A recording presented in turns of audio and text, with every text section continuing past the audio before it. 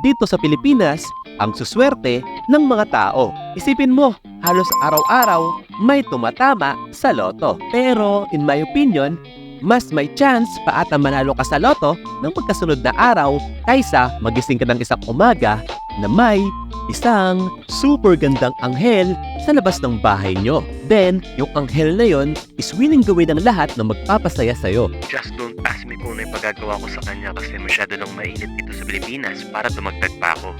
Anyway, ang anime na pag-uusapan natin ngayon ay ang Studio Apartment, Good Lighting, Angel Included.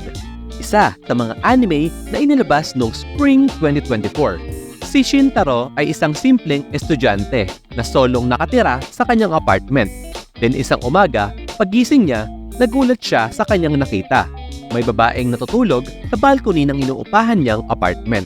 Kaya sa mga lalaki dyan, tama ang nababasa nyo sa Reddit na pag may quote and unquote, own place ka, one step ahead ka at babae na mismo ang lalapit sa'yo. Balik tayo. Inisip niya, isa itong magnanakaw or naglayas lang na cosplayer. Siya si Towa. Angel siya na ipinadala sa Earth upang pag-aralan ang mga tao. Dala ng matinding pagod sa paglipad-lipad, sa balcony siya ni Shintaro inabutan ng antok at nakatulog. Nasa nature na rin ni Shintaro ang pagiging mabait at matulungin. Kasi noong bata siya, may nakita siyang isang pusa at gusto niya itong ampunin. Ngunit, kahit anong pilit niya sa mga magulang niya, hindi siya nito pinagbigyan. Ngayong malayo na siya sa mga magulang niya at may own place pa, malaya na siya makakapagdesisyon para sa sarili niya. Siyempre, hindi magagawang hayaan ni Shintaro itong si Towa na walang matutuluyan, lalo pa na ang daming pwedeng mag-take advantage sa kanya. Hinayaan niyang tumira si Towa sa kanyang apartment.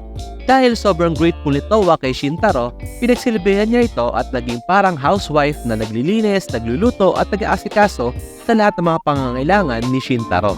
Since isa itong harem rom-com anime, may mga iba pang mga waifu dito na for sure ma-enjoy nyo. Sa 3 episodes na napanood ko, so far 2 pa lang bukod kay Towa ang naipakilala. Yung childhood friend na si Tsumugi at ang coworker ni Shintaro sa kanyang part-time job na si Noel. Hindi ko na masyado i-spoil sa inyo ang mga character background ng mga babae dito. Kasi for me, mas maganda na kayo mismo ang makadiscover. Pero ang masasabi ko lang is sobra nito akong napatawa. Dagdag ko na rin siguro na it kinda reminds me of Oh My Goddess, isang anime na napanood ko many years ago.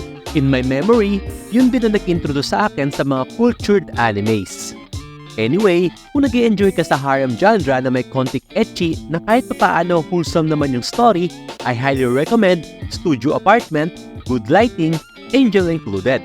Though a friendly reminder lang na ito ang angel na si Towa. Ganda diba? While eto naman ang totoong itsura ng angel ayon sa Bible.